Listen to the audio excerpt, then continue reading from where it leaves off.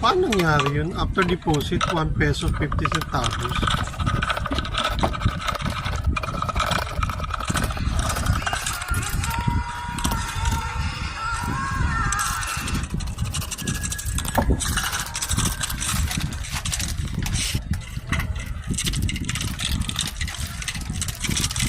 Binaligtad nga niya yung ano. Easy lang Para naman malinis. ng paggawa na alkansya nito. Ha? Dali lang. Ba't binawasan pa? Hindi na lang nila kaya ano.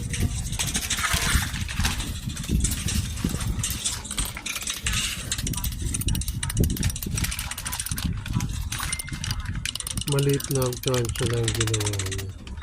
Ang ganyan ginagawa dati sa Yeri. Yung mga kaldero ni Daddy, ganyan yun.